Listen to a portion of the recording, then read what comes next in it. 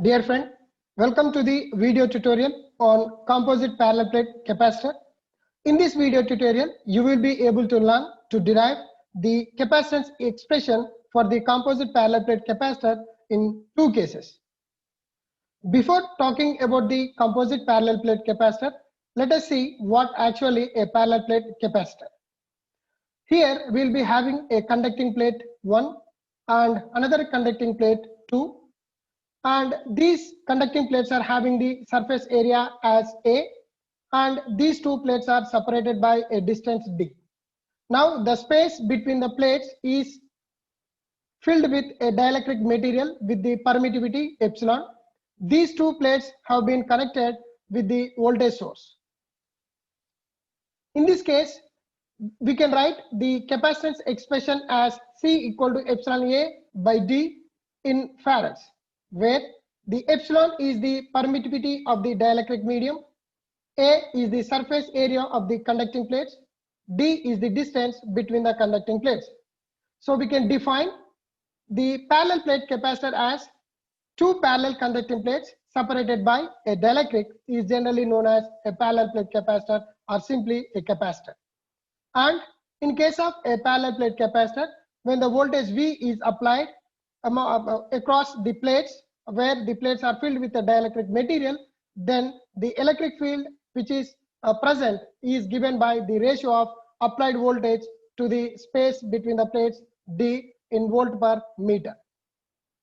Coming to composite parallel plate capacitor, the composite parallel plate capacitor is the one in which the space between the conducting plates is filled with two or more dielectric materials.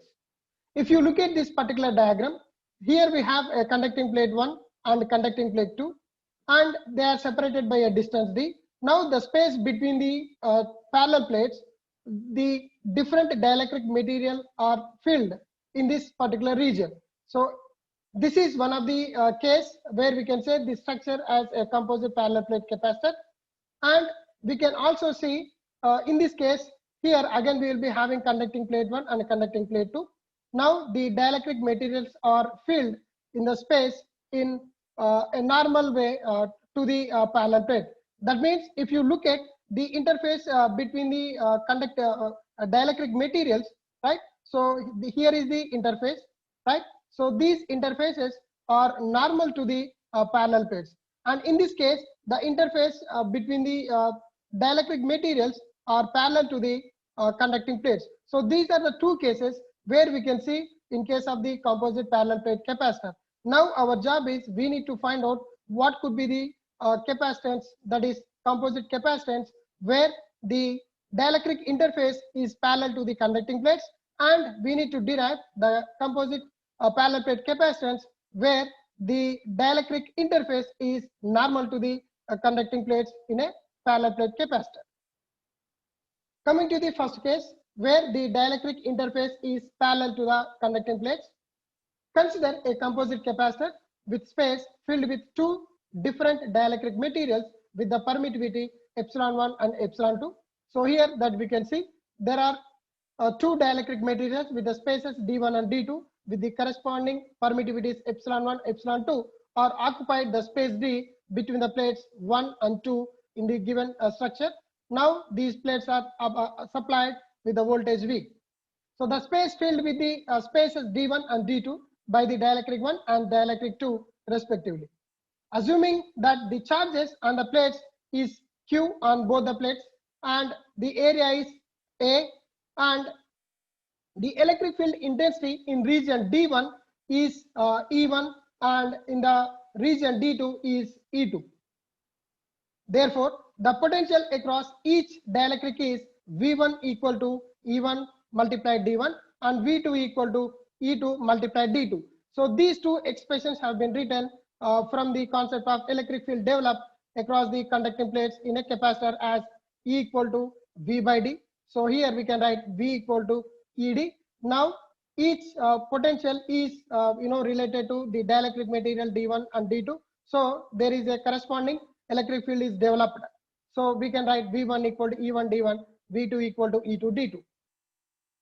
Hence, the potential across the parallel plate is given by V equal to V1 plus V2. So we can write V equal to E1 D1 plus E2 into D2. So here we know that D equal to epsilon E. If it is D1, then it is becoming epsilon 1 E1. So instead of writing E1, we can replace that one by D1 by epsilon 1.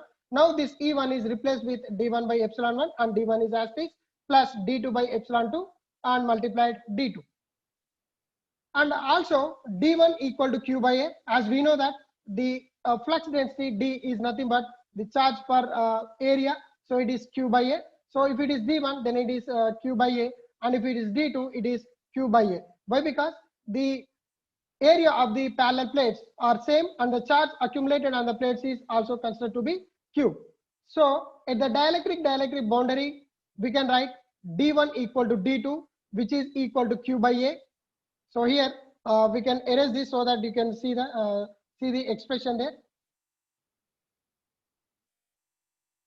So it is D1 equal to D2, which is equal to Q by A, which we can write as rho s.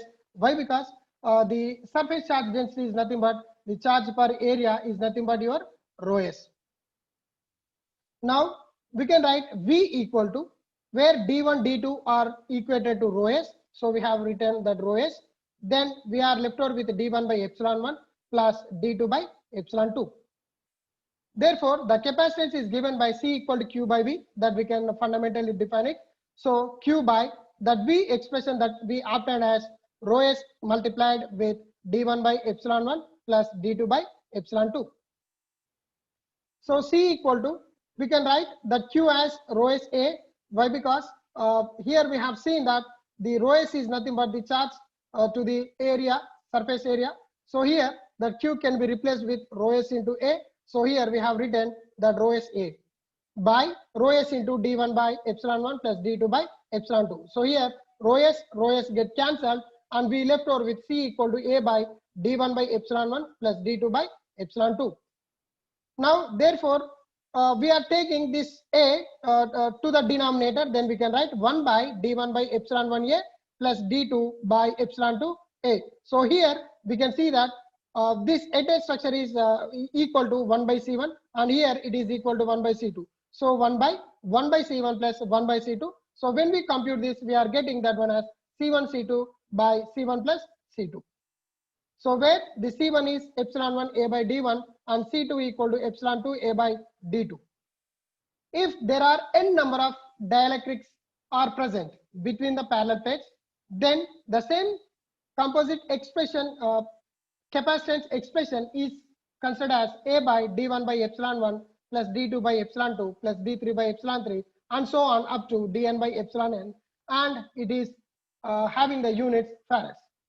So if you look at this particular structure, so these are the two parallel plates, and the space D is divided into is filled with two dielectric materials with the space D1 D2 along with the corresponding permittivities epsilon 1 and epsilon 2. This is for only two dielectric materials. That means this expression can suit this particular thing, and this will be equal to the structure or equivalent electrical circuit where two capacitors have been connected in series. By this particular expression, we can conclude that it is the structure which is equal to the capacitance which are connected in series and supplied with the voltage V.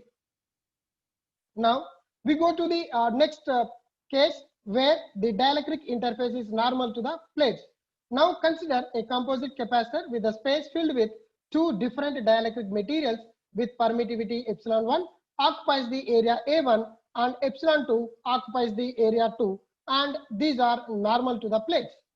So if you look at this particular structure, these are the two conducting plates where the space D is occupied with two different dielectric materials with the permittivities epsilon 1 and epsilon 2. So this particular dielectric material covers the area A1, and this particular dielectric material covers the area A2. Now this entire structure is provided with a voltage supply V here.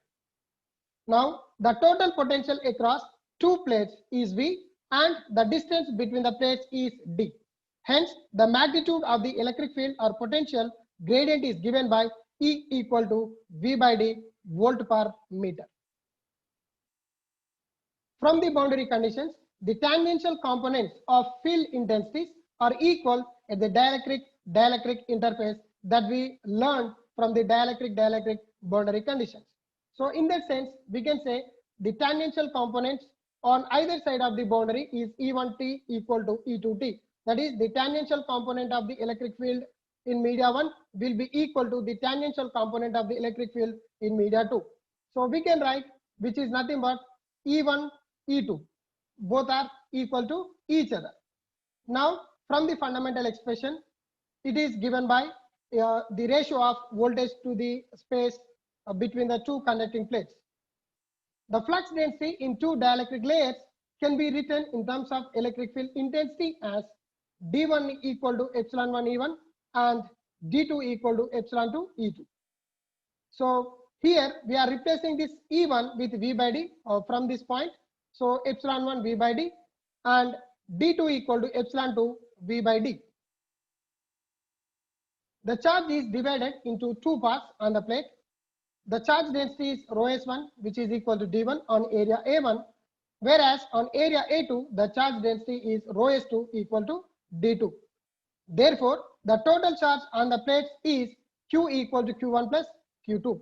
So here, this we can write as we know that D equal to Q by A. Here it is D1 and the charge is Q1 and the area is A1. So D2 equal to Q2 by A2. So here for Q1 we can write D1 A1 and for Q2 we can write D2 A2. And you can get this concept from the structure of the composite parallel plate capacitor, where the dielectric materials interface is normal to the plates. So here we can write this D1 again as epsilon 1 V by D multiplied with A1 plus D2 as epsilon 2 V by D multiplied with A2. So here this V is common in both the terms. So we have taken it as common term. Then epsilon 1 by D into A1, epsilon 2 by D into A2. So we are taking this V towards the left side and it comes in denominator. And this side already we will be having Q. So it will be Q by V, which is equal to epsilon A1 by D plus epsilon A2 by D.